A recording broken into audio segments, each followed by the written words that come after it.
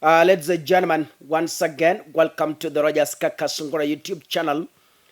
This is the platform we speak nothing but the reality itself. Merry Christmas to each and every fan celebrating this Christmas, ladies and gentlemen.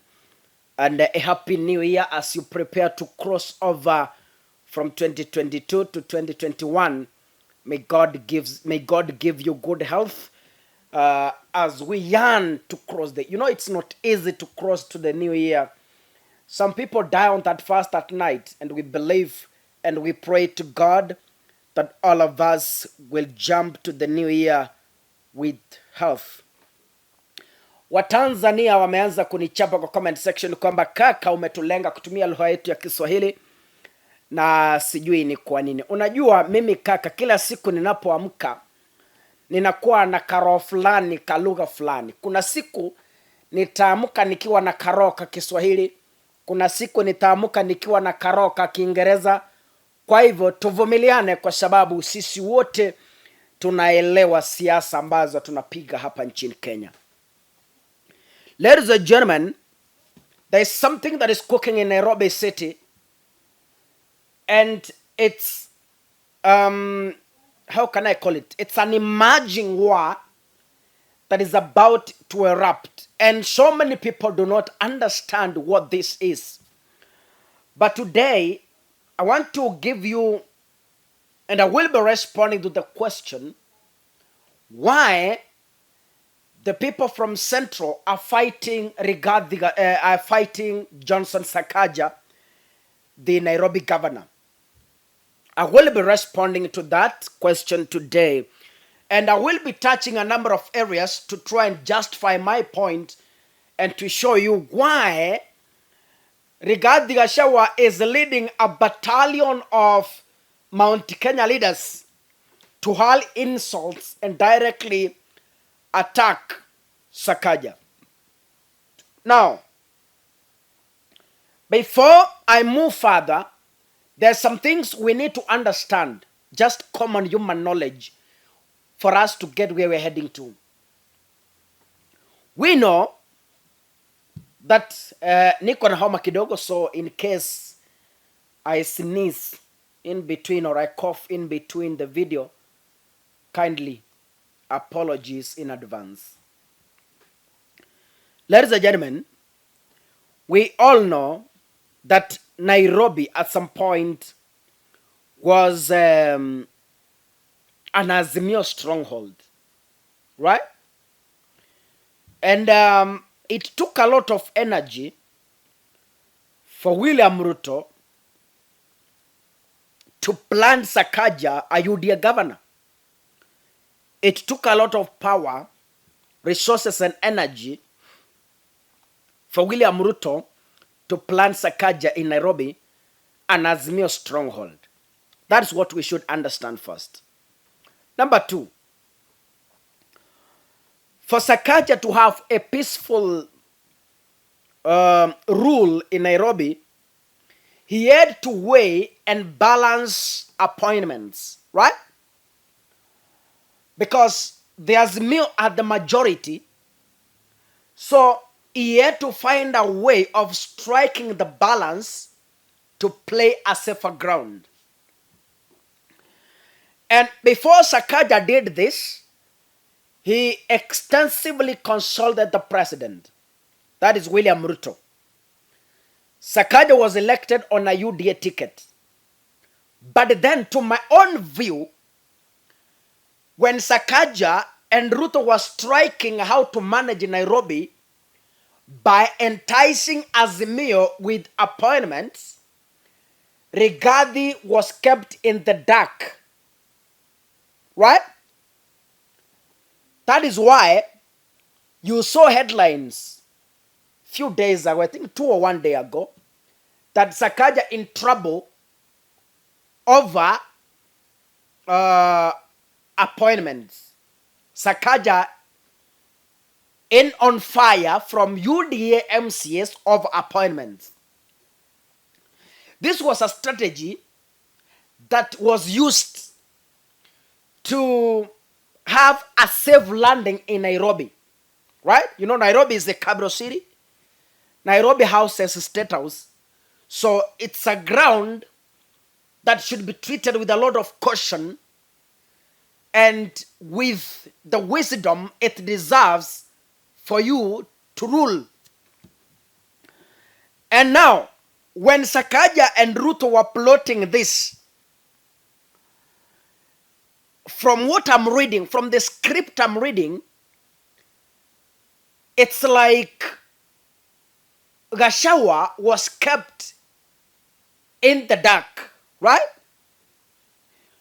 When Gachagua came to realize that Sakaja has done some appointments and rewarded Azimio against Rigath's wish. And you remember what Rigathi Gachagua said. Rigathi said publicly that our government will be rewarding Kenya Kwanza, and once Kenya Kwanza wameshiba with appointments, they will reconsider Azimio and give them some bonds. This is what Rigathi Gachagua wanted, both at national level and in Nairobi County, because this is a city.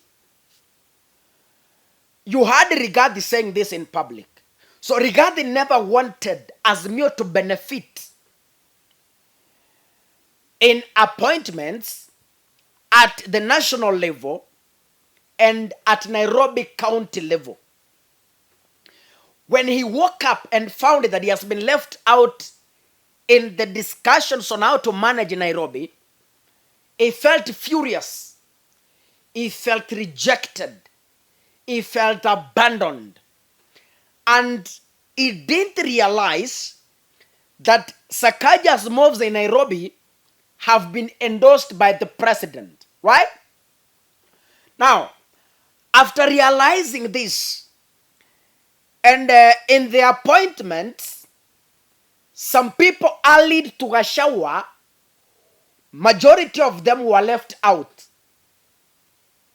Now, this thing is not going well with the deputy president.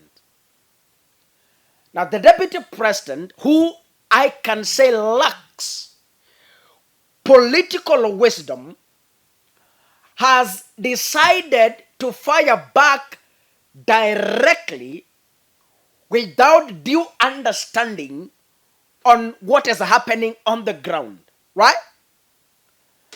Now, when he has decided to directly attack, he has also incited a few leaders from the mountain. They have also joined the wagon. You saw what Wamushomba said recently about Sakaja. He was threatening Sakaja over realigning the Nairobi city.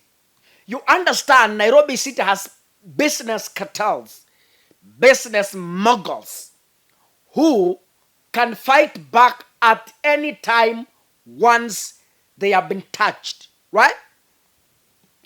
But now at this point, Sakaja has decided to play deaf from Rigathi Gachagua. Wamushomba revealed that they have in several times tried to engage Sakaja on the same issue. But Sakaja has given them a deaf ear, meaning the endorsement from the president is very clear to Sakaja. Work as we discussed. Give them a deaf ear. We work for Nairobi City. It is a punishment they are giving Gachagua for his careless utterances in public. Right? Because when you go to public and tell people kwamba viti ambavyo vimebaki ni za watu wa Kenya Kwanza, Azimio, you can sort yourselves. Right? And you know Ruto is fighting very hard to entice and win Azimio back to Kenya Kwanza ahead of 2027. But Gachagua has zero knowledge on this. Ruto is in the race fighting very hard to go and win a majority of Azimio people who have been left out. He is trying to win them back into his team. That is why concentration is in Western, where is the Azimio stronghold. Concentration is in Nairobi City. Concentration is in the coastal region. And he no longer cares about the mountain because these were already sold out towards the 2022 campaigns. Once they were sold out, they have nothing again to offer. They accepted to be bought. And now there's nothing they can do because it's money that worked. Now, Gachagua anahisi kwamba he has been left out.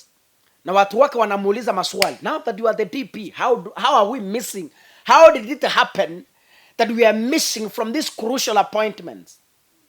So the pressure from his people is pushing him to react, to look defensive, to look like he cares for the people of the mountain, to look like he defends them.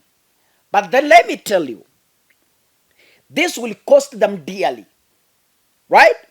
Whatever they are doing will cost them dearly.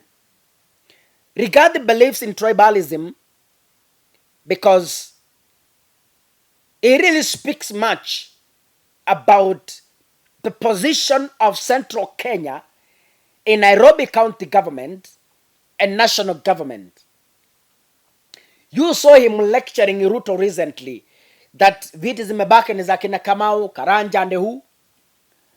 Ametoka hapo, is now lecturing Sakaja kumwambia kwamba hizo biashara unaanza sijui kufanya nini hiyo mbio, lazima tuanze kwenda polepole.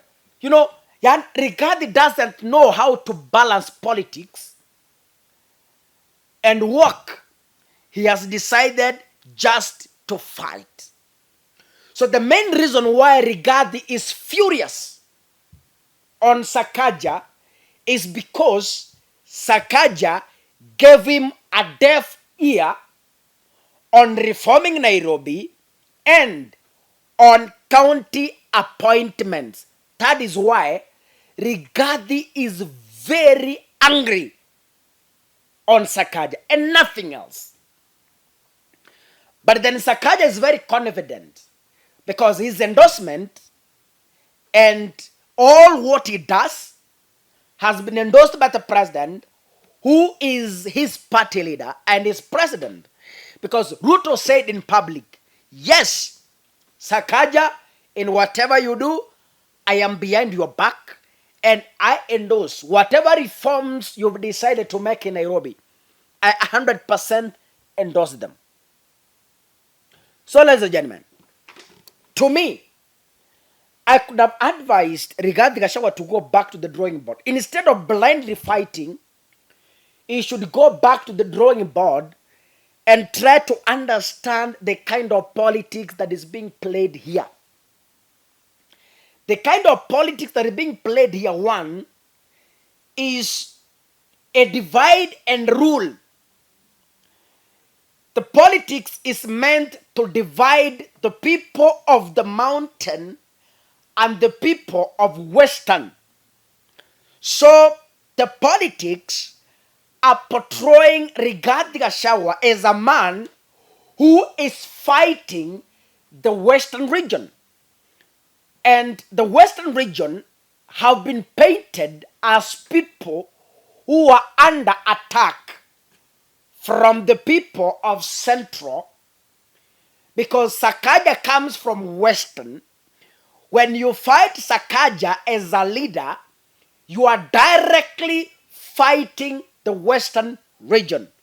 So Ruto is in between here, cooking war, a divide and rule war between the Western region, where he has shifted his focus, and the people of Central.